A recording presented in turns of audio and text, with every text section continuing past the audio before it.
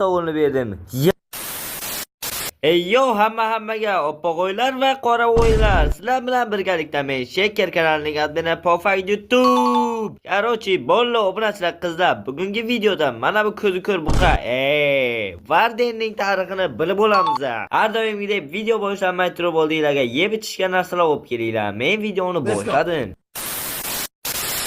Xo'sh, men Varden haqidagi ma'lumotlarni boshlasam. Varden bizaga 1.9 versiyaning The Wild Update degan biyommidi bu? Bilmayman nimadi bu. Qaroshdagi mana shu versiyadan boshlab bizaga Varden qo'shilgan. Bu versiya 2022-yil sanasida qo'shilgan va shu paytlarda qaysidir Boboy Nexia 2 legenda oluvdi.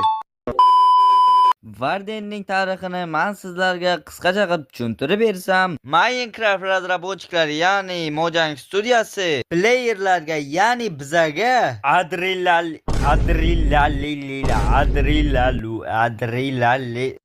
adrenalinga boy bo'lishi uchun ko'zi ko'r buqani Minecraftga qo'shishgan. Yaxshiyam ko'zi ko'r buqani Minecraftga qo'shgan ekan, bo'lmasa nima qilardigan?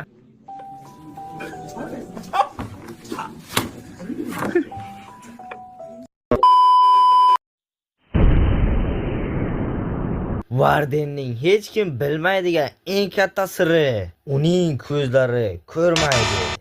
Sababi unda ko'z yo'q. Vardenning ko'zlari shunchalik ko'rki, даже mana bu qiznikidan ham ko'rroq. Stop, adashib ketdim. Bu qizning ko'zlari vapshe ko'r. Bu eshakni siyligi nima bu bilmayman. Ha mayli, hazil o'z yo'liga, biz ham mavzudan chetlashmaymiz. Vardenning yana bir hech kim bilmaydigan qobiliyati. Uning qulog'i mana bu filnikidan da yaxshiroq eshita oladi desam ishonasizlarmi? Ha yo'q, ishonmanglar, bu yolg'on. Ko'zi ko'r buqani qobiliyatlarini aytishni davom ettirsam, ko'zi ko'r buqaning yana bitta ajoyib qobiliyatlaridan biri, uning kuchi juda ham ko'p. Uning kuchi juda ham ko'p. U Mike Tysondan ham kuchliroq. Minecraft albatta. U Minecraft playerlarga hech o'ylab o'tirmasdan hamla qiladi va shu tariqa o'ldiradi. Bu narsa qanday bo'lishini men sizlarga tushuntirib bersam, uning bitta zarbasi Minecraft playerlarni o'ldirishga yeta oladi desam ishoninglar, bu haqiqat. Vardenning yana bir ajoyib qobiliyatlaridan biri shu der deb ataladi. Bu qobiliyat yordamida u atrofdagi jonli mavjudotlarni harakatlarini cheklay oladi. Bu juda ham zo'r degani. Agar bu qobiliyat menda bo'lganda, o'zim bilardim nima qilishni.